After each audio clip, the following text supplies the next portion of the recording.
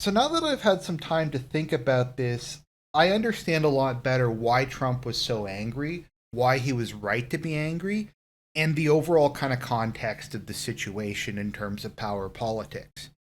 Now, lately I've been on a bit of a Mafia kick. I've been watching The Sopranos, I've been watching a lot of YouTube videos about it. I read the book Five Families, because I find the culture really interesting from the perspective of power relations, like how image plays a role, the idea of who's socially above you, who's socially below you, what the code of behavior is when you're dealing with someone above or below you, and just kind of all that stuff. And I think a lot of it really does translate into power politics because it is rather power politics on a micro level. There's even a guy on YouTube who does Machiavellian videos on various Soprano characters to determine how Machiavellian they are. So I was thinking about it through that lens.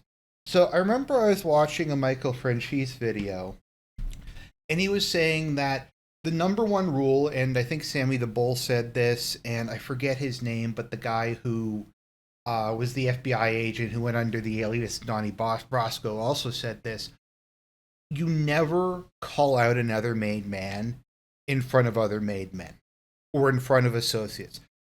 If you have a beef with someone, you go to a sit down or you go, we're going to step into the next room and we're going to have our conversation there. And they'd say, yeah, we'd yell at each other, we'd swear at each other and stuff in the other room, but we never did that in front of other people. And that's kind of one of the principles, that you don't disrespect or insult somebody who is your equal or is above you. And that what can be done in private is very different than what can be done in public. So, an example from The Sopranos that I think fits this is Ralph beats the stripper Tracy to death. And then Tony proceeds to beat the crap out of Ralph. Now, later on, Sylvia says to him, look, I get that Ralph is like, no one likes Ralph. I get all that, but Ralph is a made man, and you can't hit another made man in front of other made guys. It's humiliating. It hurts Ralph's sense of honor. People can't take him seriously. In any kind of politics and in your interpersonal relationships, at the end of the day, all you really have is your word. And if something happens that makes your word, well, not worth anything, then that's a situation you don't want to be in. So, like in that scenario, theoretically, Ralph had a certain degree of equality to Tony because he's another made guy. You can whack a made guy if you have a good reason to, but you cannot publicly humiliate someone like that and beat them up. And kind of the counterexample of this is later on in Soprano home movies, where Tony insults Janice and her husband beats him up. Now, what saved Bobby, I think, other than the fact that he was his brother-in-law, is I think Tony knew he was kind of in the wrong, that he was going into another man's house, he was his guest, and he was insulting his wife, and that Bobby kind of had to lay down the law. But also, it was in private. There was no witnesses other than their wives. No other made guys were around. No associates were around. They thought it was over and done with.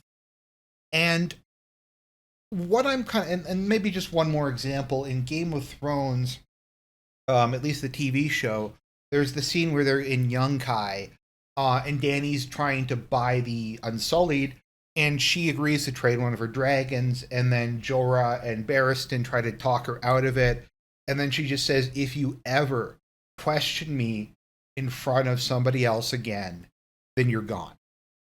And once again, if they had a, like, the way to deal with that would have been, can I just talk to you for a second, and then going off. Like, you just don't show disunity, you don't show disrespect, you don't challenge someone of equal or greater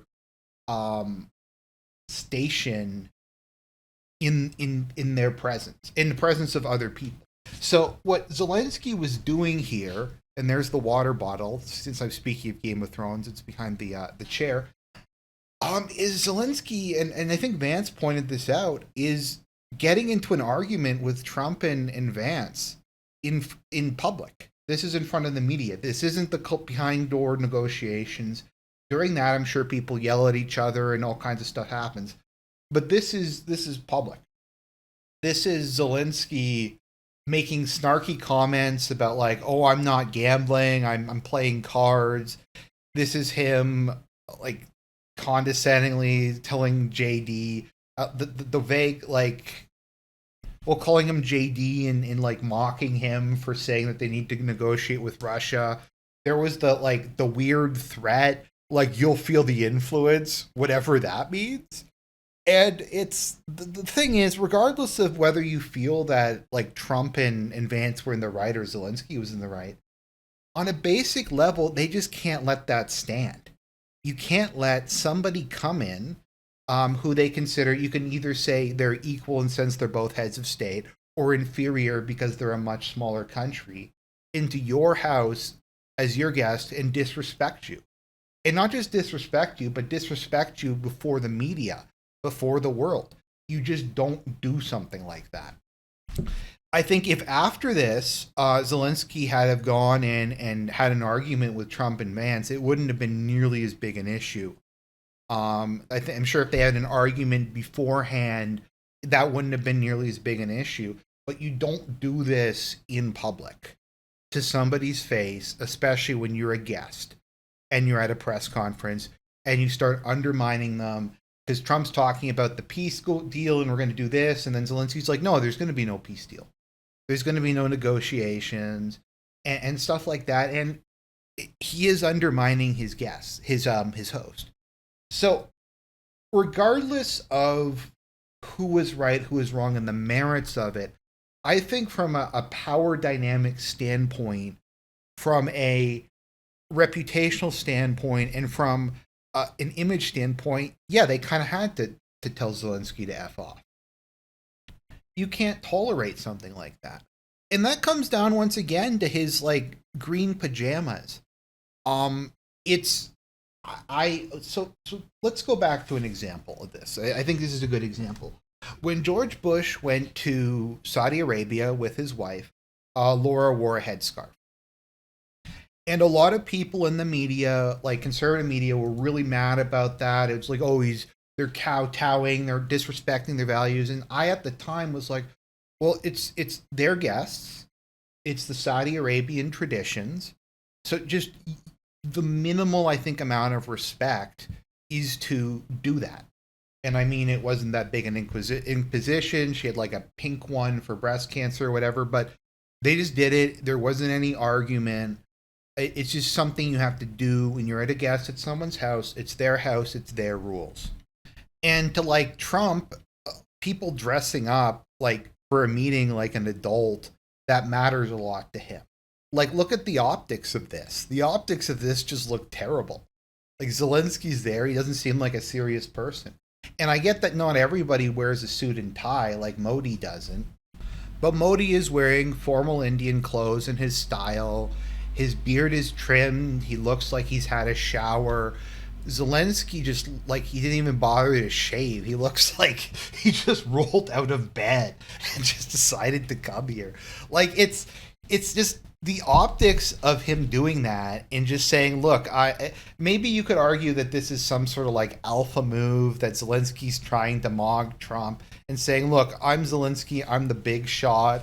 I can just come here and do whatever. But that doesn't work on Trump, and that doesn't work on the United States of America. And especially if you're going to the Dawn and you're asking for a favor, and you show up disheveled and you start talking back to, like, let's think about this once again in Mafia terms. Okay, so a guy, we'll say not even a made guy, like an associate comes up to the boss, who's surrounded by made guys, and he asks him for something, and then the boss is like maybe going to give him a little bit of what he wants, and he starts talking back to the boss and saying like, oh, well, you're going to be in trouble, and you're not a serious person, stuff like that.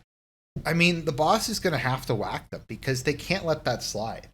Because if you let that slide, then people are going to start getting ideas. And that's just kind of my reinterpretation of this. So I don't know if it's cringy to refer to the Sopranos or mob culture or whatever, but I think there is a lot to be learned from just those kind of interactions because they are kind of like a micro version of the relationship between states. So, hope you found that video interesting.